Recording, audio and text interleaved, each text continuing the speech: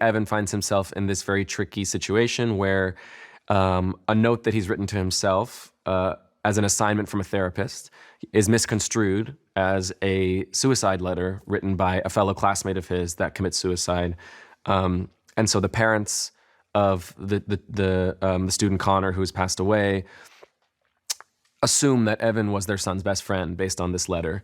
And while Evan at first tries to sort of deny it and be truthful, he immediately is pulled in by this family of the Murphys, who are so in need of comfort and connection, having lost their son, as is Evan. And so this family and Evan kind of find exactly what they're looking for in each other.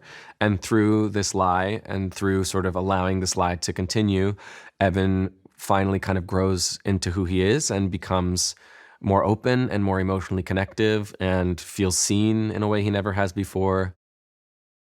I think something that's really important for the entirety of the film is really understanding Evan's perspective and where Evan's coming from so that you never sort of turn against him. And I think a huge part of that is getting to feel the joy that Evan does feel within this lie and allowing us to feel his triumphs when they do come, however messy and sort of complicated they may be. I think in order to have that arrival of emotion and catharsis at the end, you really need to feel that uplift and that joy that Evan feels before it all comes crashing down.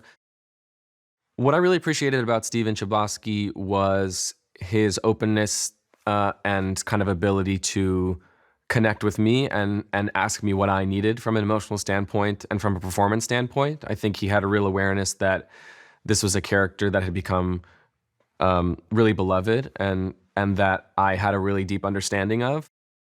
From a creative standpoint, it was just an incredible joy to work with her and to feel so grounded by how authentic she is. She is like relentlessly real and authentic in her performance in a really effortless way that I try to learn from. And she was an incredible scene partner in trying to demodulate some of it from the stage to the screen.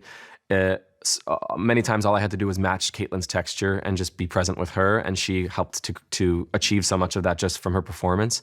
On top of which, she's going to reveal to many people who don't know how beautiful of a voice she has and how musical she is and how extraordinary her singing and live singing are, which I think I'm just incredibly excited for people to see because she's just brilliant.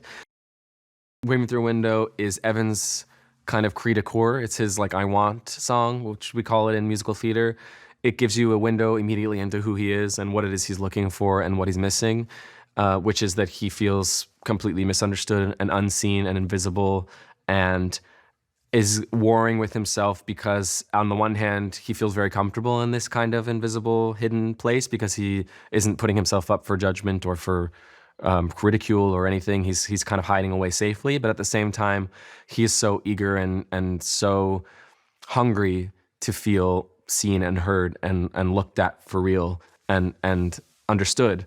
And I think that kind of internal war mixed with this incredible pop song that Pascal and Paul have written makes Waving Through a Window this like anthem for people who feel unseen and who feel at once comfortable in feeling unseen, but entirely desiring to be looked at.